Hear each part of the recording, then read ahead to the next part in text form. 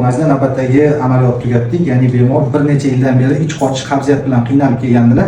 Sababi ko'rishingiz mumkin, ichak uzayish, ya'ni daliqa kolon bo'lgan. Demak, axlat yaxshi harakatlanmagan, ichaklarda muskullar sustlashib ketgan harakati, shuni hisobiga ich qochishi doimiy kuzatilgan. 20 yildan beri qabziyat bilan kurashib kelgan, ich keltiruvchi dorilar ichganlar, klizmalar qilganlar, oxirgi paytlarda bu dori-darmonlar ham yordam bermagan. Ya'ni o'z vaqtida qaralmagan ichakka shuni hisobiga uzayib ketgan bo'ladi. Biz bemorda subtotal kolektomiya amaliyotini bajardik. Mana ajratib olingan yo'g'on ichak. Operatsiyadan keyin ichak chiqazib qo'yiladimi deyiladi. Yo'q, ichak chiqazib qo'ymaydi. Shuncha ichakni olib tashladinglar deyiladi. Buni o'rniga nima qo'ydinglar deb savol berishadi bemorlar. Buni o'rniga hech qanaqa ichak qo'yilmaydi. Odamda o'zi 7-8 metr ingichka ichak bo'ladi. Asosiy vazifani ingichka ichak bajaradi. Oqsil, uglevod, lipidlarni so'rilishi. Bunda asosan suv so'riladi va mineral moddalar kam miqdorda K vitaminini sintez qiladi. Asosiy vazifani odam organizmida ingichka ichak bajaradi. Buni o'rniga hech qanaqa ichak qo'ymaymiz. Mana ajratib olingan ichak.